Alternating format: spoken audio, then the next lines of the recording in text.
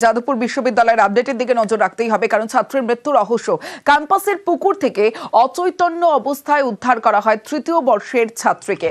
পুকুর থেকে ছাত্রীকে উদ্ধারের সেই মুহূর্তের ছবি আপনাদের সামনে তুলে ধরছি। যে ছবি আপনারা দেখছেন, যে সময় গতকাল রাত 10টা নাগাদ যে ঘটনা ঘটেছে, যখন পুকুরে অচৈতন্য অবস্থায় তৃতীয় বর্ষের ছাত্রীকে উদ্ধার হয় এবং সেই ছাত্রীকে উদ্ধারের পর অ্যাম্বুলেন্সে তার পাশেই যে বেসরকারি হাসপাতালে নিয়ে যাওয়া হয়। ছাত্রীকে উদ্ধারের মুহূর্তের ছবি এবং তারপরেই সেই মুহূর্তের ছবিটা দেখাচ্ছি, যখন যাদবপুরের ক্যাম্পাস আর সেই ক্যাম্পাসের পুকুর থেকে উদ্ধার হয় ছাত্রীর দেহ এবং ছাত্রীকে অচৈতন্য অবস্থায় পাওয়া যায়। এবং সেই ছাত্রীকে অচৈতন্য অবস্থায় যে মুহূর্তে তাকে নেওয়া হয়েছিল, উদ্ধার করা হয়েছিল এবং হাসপাতালে নিয়ে যাওয়া হয়েছিল, সেই মুহূর্তের ছবি দেখাচ্ছি।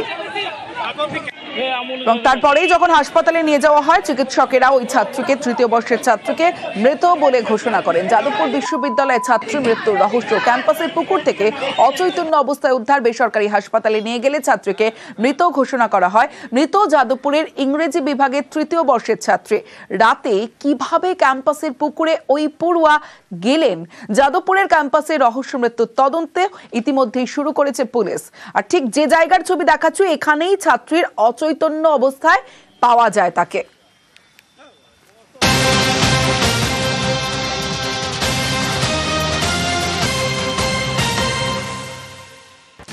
ক্যাম্পাসে ছাত্রীর মৃত্যুতে রহস্য। মৃত অনামিকা মণ্ডল নিমতার বাসিন্দা। যাদবপুরের ইংরেজি বিভাগের তৃতীয় বর্ষের ছাত্রী অনামিকা। মেয়ের মৃত্যুর খবরে দিশেহারা পরিবার। ইতিমধ্যেই যাদবপুর থানায় পড়ুয়ার বাবা মা তারা গিয়েছেন এবং সেই ছবি আপনাদের দেখাচ্ছে। ক্যাম্পাসে ছাত্রীর মৃত্যুতে রহস্য। আজ ময়নাতদন্ত হবে এবং এখনো পর্যন্ত একাধিক বিষয়, একাধিক প্রশ্ন সামনে আসছে, কিন্তু তদন্তের অগ্রগতি কোন পথে? সরাসরি চলে যাব, আমার সঙ্গে রৌনক রয়েছে, রৌনকের সঙ্গে কথা বলবো। রৌনক, একদিকে আমরা দেখতে পাচ্ছি যে মৃত ছাত্রীর বাবা মা তারা যাদবপুর থানায় গিয়েছেন এবং কথা বলছেন, কিন্তু তদন্তে এখনো পর্যন্ত কি আপডেট? গতকাল রাত 10টা এবং এখন ঘড়ির কাঁটায় 11:02।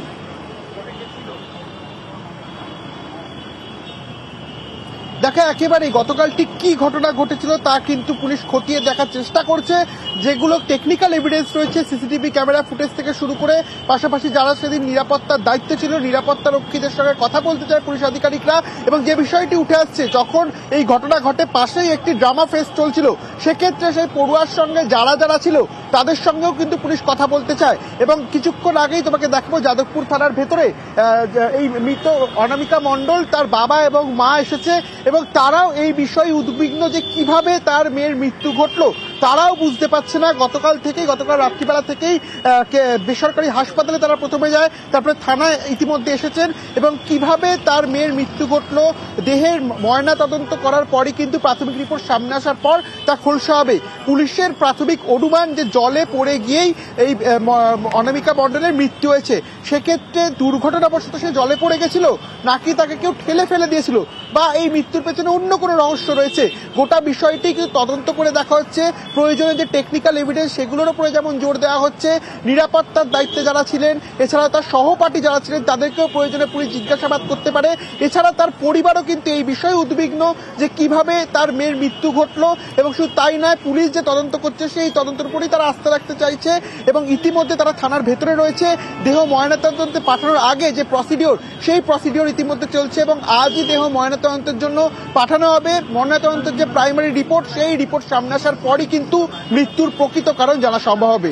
যদিও ইতিমধ্যে আমরা জানতে পারছি দেহে কোনো রকম এক্সটার্নাল ইনজুরি, অর্থাৎ দেহে কোনো রকম কিন্তু আঁচড়ের দাগ বা কোনো রকম দাগ ছিল না। সেক্ষেত্রে এটা কি হোমিসাইডাল নাকি নর্মাল কোনো আনন্যাচুরাল ডেথ হয়েছে, গোটা বিষয়টি কিন্তু ইতিমধ্যে যাদবপুর থানার পুলিশের তরফ থেকে খতিয়ে দেখা হচ্ছে। বেশ রৌনক। না, কোনো অভিযোগ নেই। যা করার পুলিশ করবে, যা করার পুলিশ তদন্ত। আপনার মেয়েকে ধাক্কা দিয়েছিল? সেটা তো বলতে পারবো না আমি কি স্পটে ছিলাম বলে।